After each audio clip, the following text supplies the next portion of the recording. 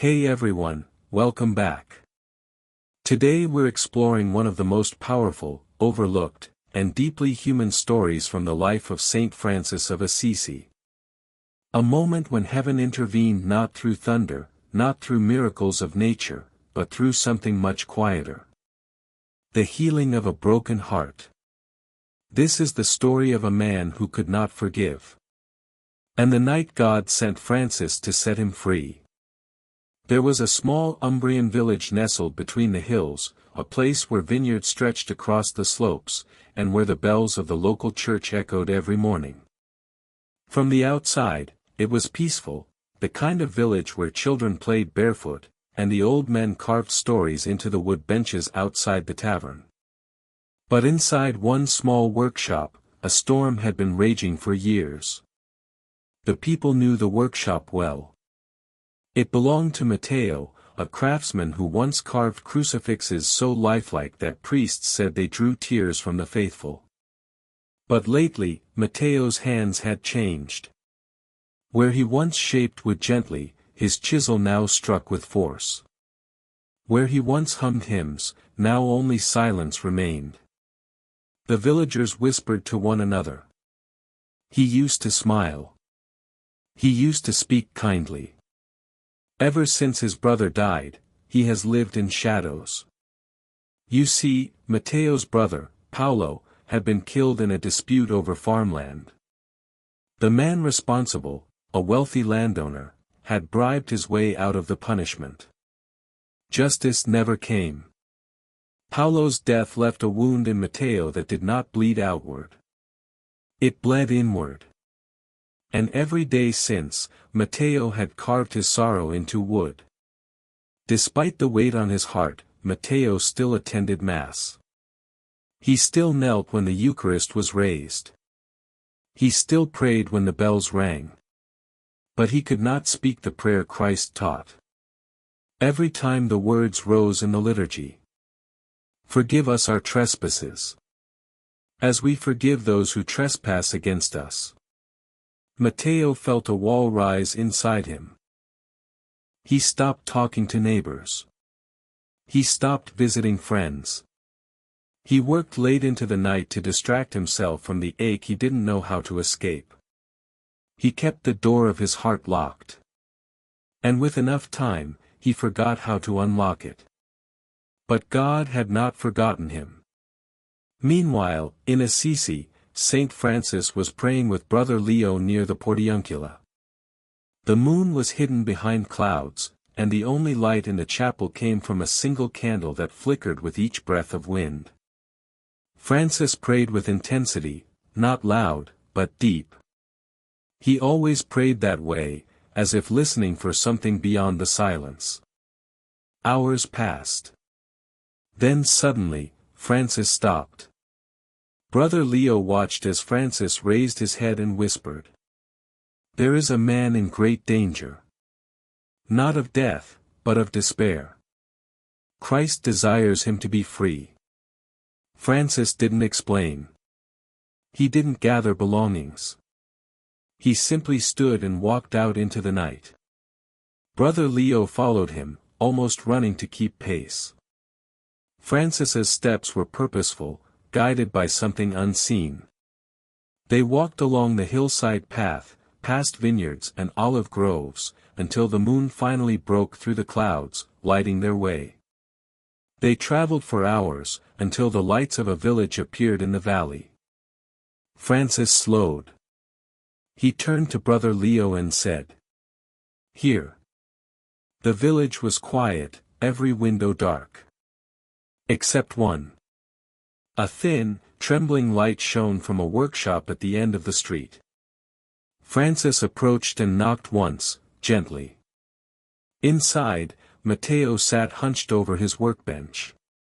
A candle burned low, casting shadows across unfinished carvings, angels with sorrowful eyes, crucifixes with wounded Christ figures, all carved by a man trying to express a pain he never spoke aloud. When he heard the knock, Matteo hesitated. Then, without knowing why, he opened the door. Francis stepped inside. And Matteo felt something he hadn't felt in years. Peace, faint but unmistakable. Francis sat down beside Matteo, saying nothing at first. He simply looked at the man with eyes full of understanding. Finally, Francis spoke. "Brother, you have carried a wound for a long time." Matteo tried to pretend he didn't know what Francis meant. But Francis continued.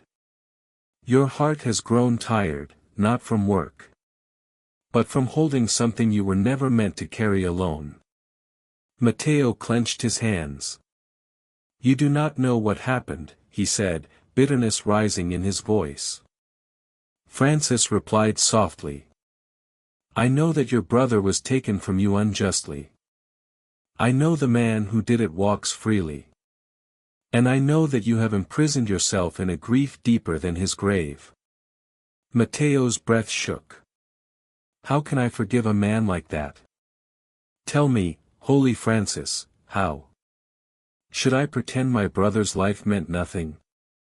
Francis's voice remained gentle. "Forgiveness does not say the wound was small. Forgiveness says the wound will not rule your life anymore." Matteo's eyes filled with tears he refused to let fall.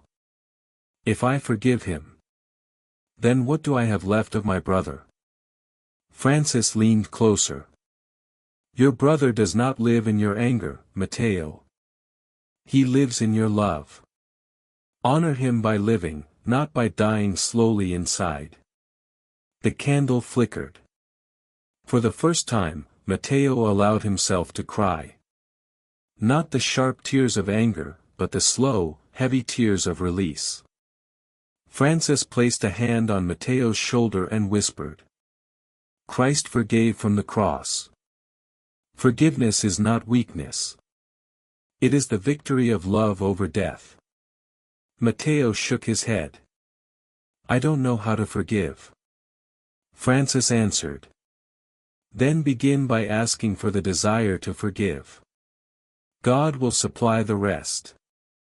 Something inside Matteo shifted.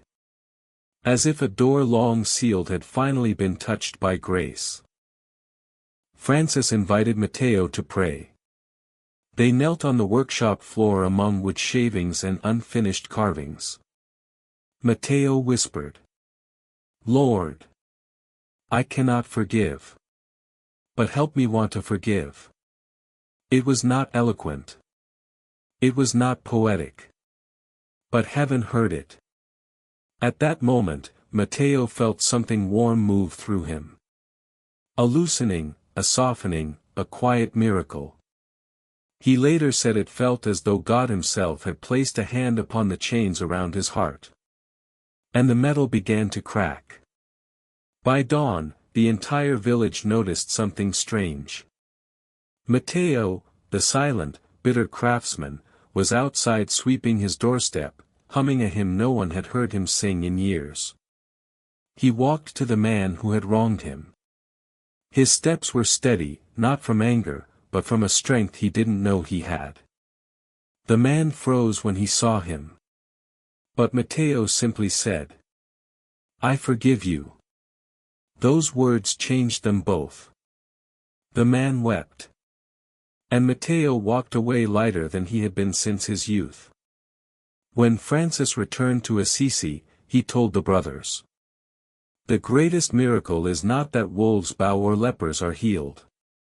The greatest miracle is when a human heart learns to forgive. Forgiveness is not forgetting. It is not excusing. It is not pretending the wound didn't matter. Forgiveness is the moment we stop carrying what is killing us.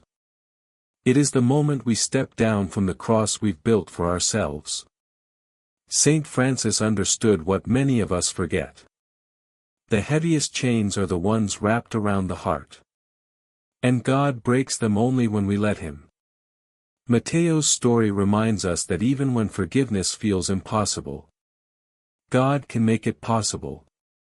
All He needs is for us to open the door.